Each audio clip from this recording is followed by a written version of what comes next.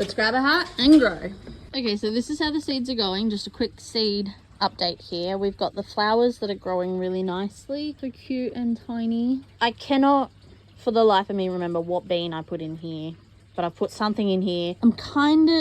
I don't know whether it's a vining or a bush bean.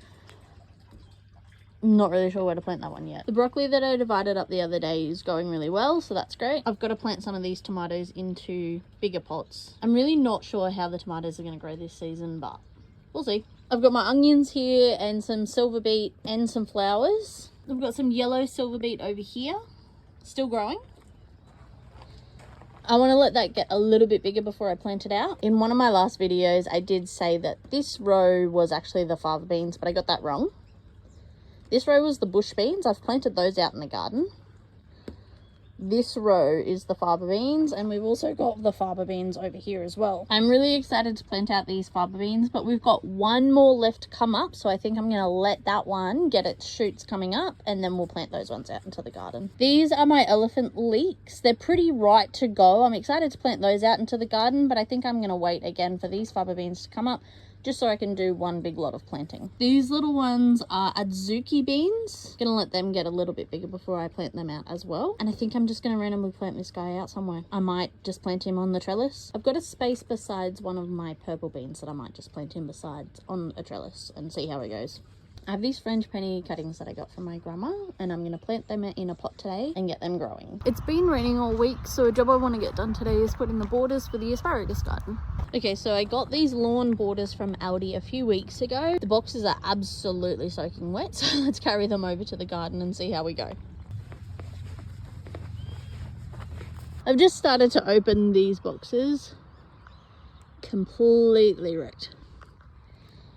However, I've just seen that it's steel. I really thought that this was rubber or plastic or something, so I'm really happy with that actually. That's going to be so cool. So there's 4 pieces in each box. I got these from Aldi for about 20 bucks, and I got 2 boxes. So they are flexible and bendy, so what I'm going to do is I'm going to use probably 6 in here, and then I'll have 2 left over, and I don't know, create a circle somewhere. So my intention for this garden is to have 1 piece doing a semicircle at this end, another semicircle up there, and then 2 pieces along the outside. Let's unbox her and see how she goes.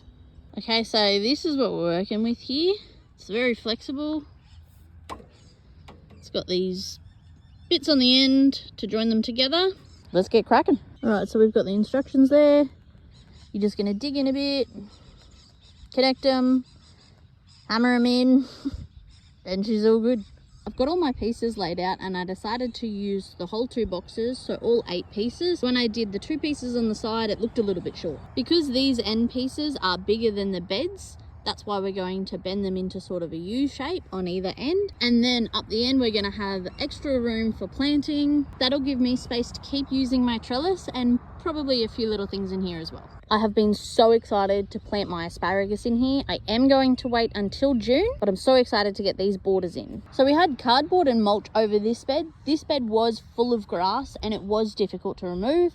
So we've put that cardboard and that mulch down, and that's really helped kill off the grass. And we've had about a week of rain. It hasn't rained all week. It's just had a little bits every day, and that's made the ground nice and soft. I reckon it'll be so easy to pull these weeds out now, and much easier to dig these borders in. Okay, so just like in all my other videos, I'm going to use this weeder to remove the grass. I'm actually going to use this to also tunnel the borders in, and then I'm going to come through with a mallet and I'm going to tap all the rest of them in. Hopefully that works. We'll give that a go anyway and see what happens. Got my wheelbarrow ready for my weeds. I've just chucked the paper that divided these and stopped them from being scratched in the box in there. I'm not going to compost this cardboard just because it does have a shiny coating on it, and it does have a lot of tape, and I could not be bothered to remove that, so that's just going to go in the bin. Okay, so I took a bit of a break there. My daughter wanted to come out and learn how to ride a bike, so we did that for a few hours. Got back into it though and decided that I needed a little bit of help from a Dutch hoe. His name was Jason. Just kidding, this is a Dutch hoe. It's got a longer handle there. It's kind of like my hand weeder, except it's got a bit less control because it's a long handle. Sits curved like this. You scrape it along, and it's got this hole here. So as you go forward, you're cutting into the ground and the root system. And as you come back along, it kind of rakes everything up a bit. I haven't been using this for the other gardens just because, like I said, with the hand one you can have a bit more control, and this is very hard to use on dry ground. So with the rain this week, that's helped. It's also not that easy to use on tough grass. Just the conditions that we've had lately, this hasn't been good to use. But with this garden, most of the middle wasn't even weeds anyway, and like I said, everything was dead. It was a bit damp from the rain. It's a bit softer in there at the moment, so this worked all right. Thanks, Jace. I will have to go around the edges and just fix them up with the hand weeder. I didn't want to do that with the Dutch hoe just because with all the bark in there, it'll get that mixed up in the garden beds and everything. I was going to do a little bit at a time, but then I realised I would not actually be able to connect these guys while they were in the ground. So I connected it up all together. Pinched myself a few times. I would recommend using gloves, and the box does recommend using gloves, but I didn't. So I paid for that. It's a bit flimsy, not easy to work with a larger structure like this on your own. Now, it doesn't work for the corners there where it connects and it bends around. But these straight sides do come with these little slips to slip over there to secure them in place a bit better. 20 bucks a box, 40 bucks for this whole thing. I'm pretty happy with that. All right, let's dig it in. We pretty much have all of our irrigation cut, but I think for this, it's not actually going to fit in there because it is going to be a bit smaller. So we're going to have to trim the irrigation down. This trellis is all right. We've got irrigation running along the whole line up our gardens on each side. So I'm not worried about this part. I was going to leave some planting space here, but with the irrigation inside this, I'm not going to get it to over here. So I'm either going to have to remember that this part is not irrigated and hand water that, whatever I have in there, or pull this right back to here and make this bed shorter. The tap is right there, so it's no issue to just come by and water here, or perhaps if I bring that back there and I have to water up that side. I think I will. I think I'll start this back here and I'll leave that side to plant in and hand water.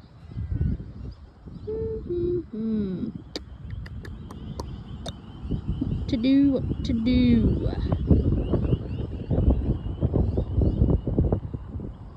Maybe just have a shorter bed.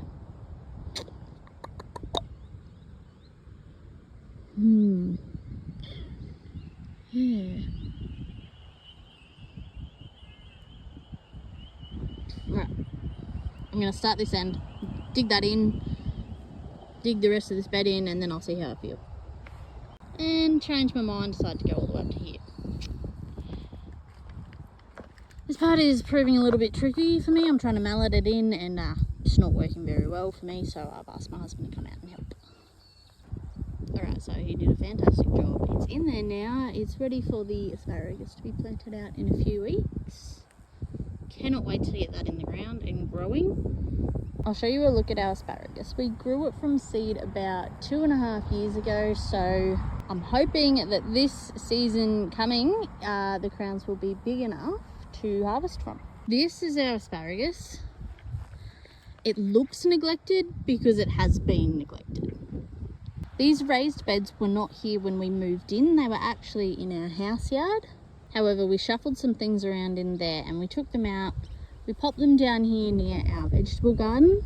We thought they might be all right to grow in, but they're just not our style. In the ground is our style. However, this asparagus was started here. We chucked some seeds on the ground there, watered it in a bit. They shot up and we really haven't watered that much since then. We've had some really forgiving seasons with a good chunk of rain. That helped. However, at this point, they're looking really sad and it's heading into that colder period anyway where it does go dormant. I haven't seen it go dormant yet completely.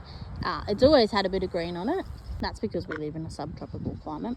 But nevertheless, now it's had that period of neglect. I'm excited to get the crowns out of there, pop them in there, and actually take care of them and then see how much asparagus we get. This asparagus has gone to seed a few times, which I think has led to these smaller clumps here that maybe aren't as thick as these ones. So I'm not quite sure what size crowns we're going to get out of the ground and what crowns are going to be ready to harvest from and what aren't.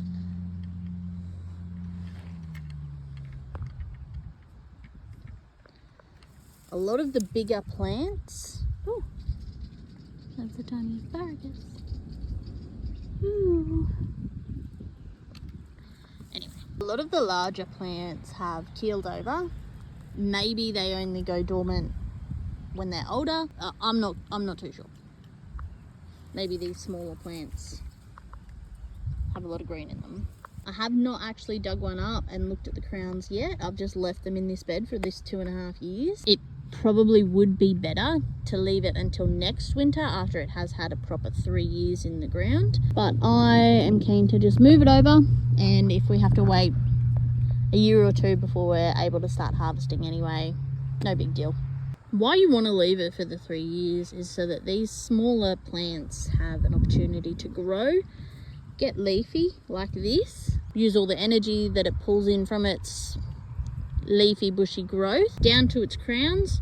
Once it develops nice big crowns, that's when it's able to sustain being harvested from regularly. Until then, you want to make sure that you're not snapping these off too early, because you do want those crowns to be big enough to sustain that harvesting. That is a live growth there. It's pretty much what will be another asparagus crown that's ready to come out. It feels alive. It feels like it's got moisture in it. It feels like it's got growth in it, ready to pop out. So that's really promising. All right, I'm gonna stop fiddling with that, leave it alone. It's lunchtime, my family's probably hungry. I'm gonna go in and make some lunch for them. Got a bit of mess to clean up later. This is how we are looking. With this bed almost done. We've made quite a bit of progress lately. Do you know those days where absolutely nothing goes to plan? Well, this isn't one of those days. This is one of those days where I have deliberately not followed the plan. Here I have started unboxing our asparagus, and look at these root systems. They are incredible. They go so far down. So these root systems are what we are going to be laying into those beds. They're gorgeous. I feel so stupid for starting this job at 3 o'clock in the afternoon. It takes me 3 hours to do anything, no matter what the job is. But we have got maybe half of the garden done. Look at that massive root base. It's amazing. Now, there obviously was a lot of roots damage in the process, and there would probably be about that same mass, if not more, still in the bed. That's probably been disconnected from this. I think it'll be fine. When you buy asparagus from the shops, it definitely does not look like that. This mass in here has a lot more clumps of asparagus coming through, so I think that that root base under there will be even bigger, even though it is still half the bed portion. So I'm gonna go put this in the bed. So this is in the ground. I've got to water it now. I've also got to go in and start a roast for dinner. I'm going to water this one quickly in so that its roots get all settled. I'm going to do the rest of the asparagus probably in a video next week, so watch for part 2. But now it's time for me to water this. You should probably get a drink too, so that you can keep growing with us. I'm going to help our garden grow. You can help our page grow.